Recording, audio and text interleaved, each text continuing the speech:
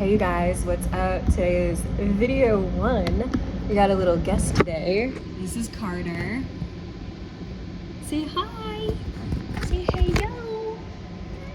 Yeah, you saying hello? He's the ship cat. He runs the ship. He runs us. Okay, but super excited to talk about this today on this video. So I'm going to be talking about power of duality, and this is such a exciting topic. I had to pull up my pants for it. So I want to talk about this because we come into this world, and as we're growing up, we are a version of ourselves, and through life, through the different chapters, through the different phases of life, we become different versions of ourselves, right? So as time goes on, we turn into these different versions of ourselves. But it's important to talk about this because we're a different version than we were yesterday. We're a different version than we were 2 months ago, a year ago, 10 years ago. And every single day we're evolving, we're changing, we're growing. There's something different about us. There's something that we've learned. There's something that we have adapted to. There's something that we have adopted in our life. And we're different every day. We're different every single day. We are constantly changing. What is that quote that says, if you're not changing or if you're not growing, you're dying? And it's so true, because if we're not growing, if we're not evolving in some way, we are literally dying.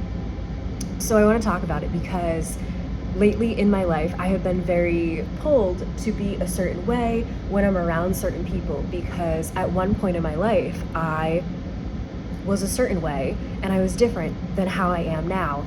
And it's hard when we're around those people who haven't experienced the latest, the newest version of ourselves.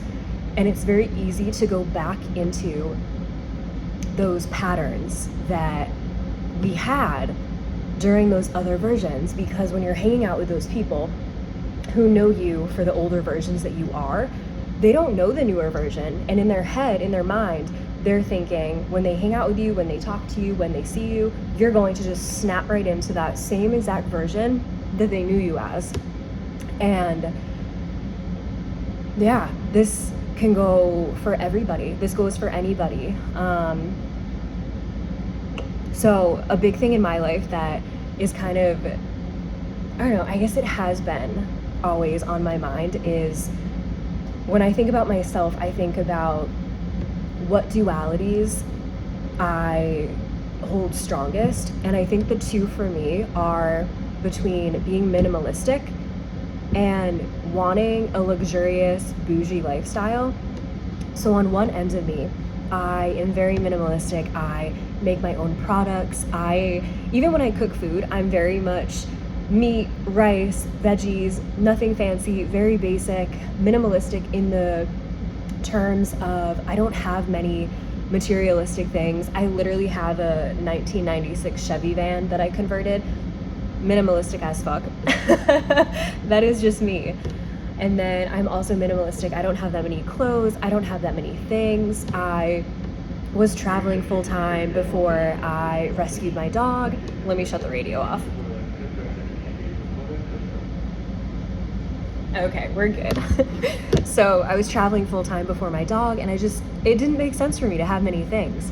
And I'm still in the mindset of, oh, I'm minimalistic, oh, I don't need much to live. And I was reading something the other day, and I think this is the first time I've ever saw this, but it stated that you only need what you need, and everything more than that is poison. So what do you need? You need food, water, shelter, you need some clothes, unless you want to run around naked.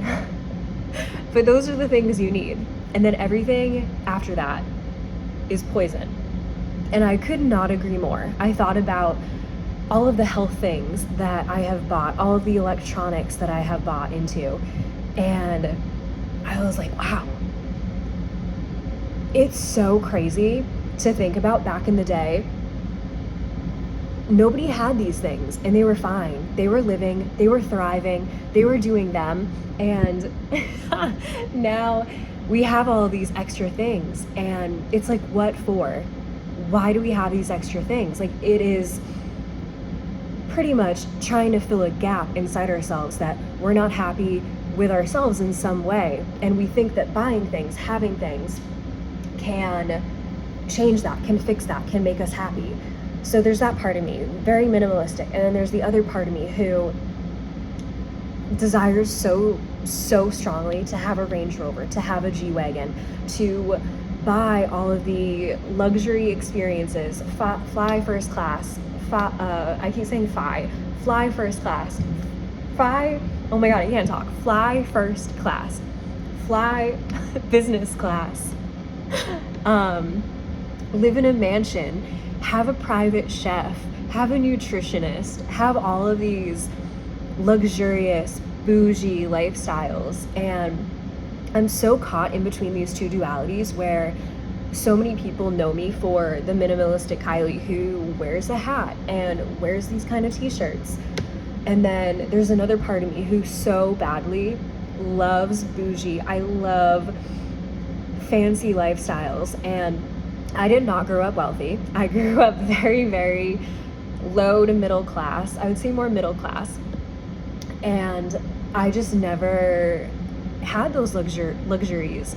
And I've always wondered what it would be like to have all of that money and be able to spend that money on charities and taking people on trips who have never been out of the country, and being able to put money towards rescues and volunteer work, and most importantly, animal rescues and sex trafficking rescues. Those are my big things. Those are the two things that really are big on my heart. So those are the two things I would love to be able to donate massive amounts of money to.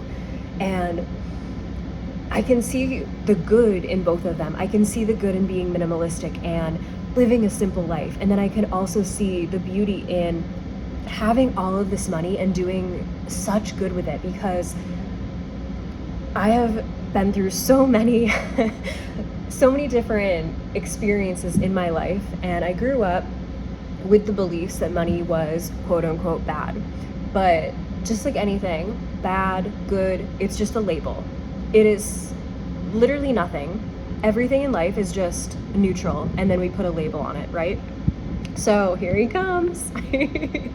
So when people have money, there are good people that have lots of money, and then there are bad people that have lots of money. And more than anything, I would love to be a good person who has money and show people the impact that you can have when you're doing good with money. And I do strongly believe there are more good people that have money than bad people. That's what I desire to believe. That is my truth. So therefore it is true. But I'm caught up in this duality of both, right? And this can go even deeper. This can go into sometimes we're sad, sometimes we're happy, sometimes we're angry, sometimes we're frustrated. And sometimes you're more quiet around other people, or maybe you grew up being quiet and time changed. You grew and you changed and you found this amazing group of friends who you just vibed with and you gained confidence. And when you were younger, maybe you didn't have much confidence in yourself, but over time you got this group of friends, you started working out at the gym, you started doing self-development work, you started healing yourself, and now you're just a louder person. You're more confident, so you speak up, you put your shoulders back when you talk, and you're just different than what you were when you were 6 and you were quiet and you were shy and you were bullied by your siblings or other people at school. So you can be multiple things. And I think it's important to know this, because us as humans, we are multifaceted beings. And it's okay to show up one day as sad or angry or frustrated. It's just an emotion. Like I was saying, good, bad, it's just a label. And it's the same thing for our feelings or our emotions. Those are just labels. They are just things. But in the end, they're just emotions. They're neutral. They are just what they are. It's as simple as that. It can be as simple as that if you let it be as simple as that. Whew. There's so much cat hair up here. But yeah, I really wanted to talk about this because I think sometimes we think we have to be a certain way and we have to act as somebody, even though it's not showing up exactly who we are, and to not show up exactly as who you are, as that multifaceted human being that you so strongly are, is a disservice to not only the people around you, but yourself and your soul. When you are not showing up in the version of you that is meant to show up, if you're feeling frustrated and you're like, oh, I don't want to be frustrated today, I don't want to have a negative vibe, a negative energy, and you show up as happy instead, you don't know like what that'll do.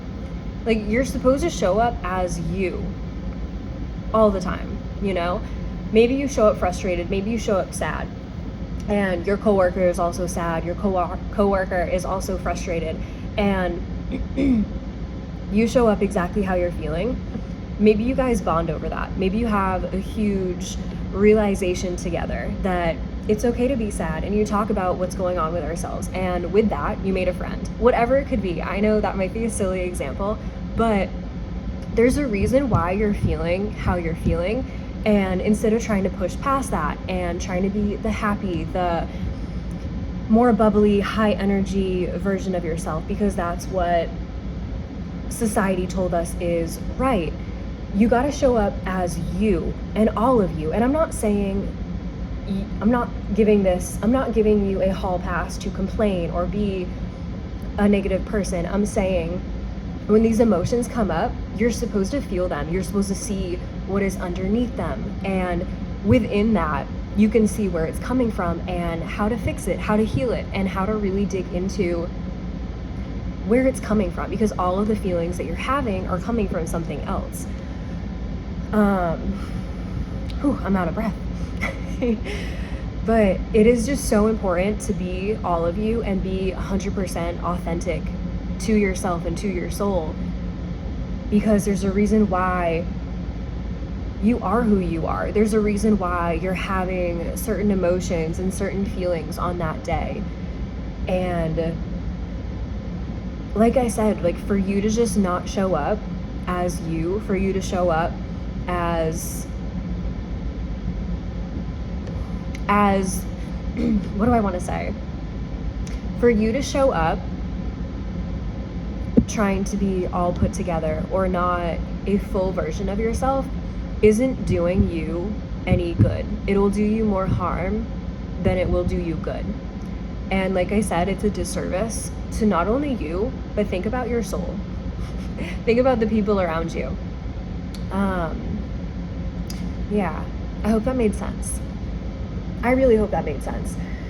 But this is just your reminder, and I dare you to take this out into the world and observe yourself. Observe when you're feeling sad, when you're feeling happy, when you're feeling frustrated, and you're trying to change the feeling because it doesn't feel good. Observe into that and see, where is that coming from? Why am I feeling this way? And I really just want you to sit with those feelings and remember that however you're showing up is exactly how you're supposed to be showing up. You don't always need to be love and light. And I think that is definitely not so great about some parts of the spiritual and personal development world, is that a lot of times we're told to just be love and light and hide the other emotions, hide the other feelings, when in reality, we are human. We are having a human experience, and we are going to have a whole range of emotions, which is true to the human experience. And it wouldn't be a true human experience without these emotions, right? So I dare you to play with this power of duality. Play with all the pieces of you, play with all the parts of you, and just see what comes up, and really just witness who you are at all the different levels, at all the different feelings and emotions that are being felt. Just feel through all of it and see what it is. See what's there. Yeah, I hope that made sense. If you are new here, please like this video and say hi to Carter. Say hello. This is my boy. And then I gotta go show you the other cat. it wouldn't be a complete video without showing you the cats. So I gotta do that. This is the other one. This is Bird. Hi, baby. Hello. All right, with that said, I will see you guys next time. Have a great day.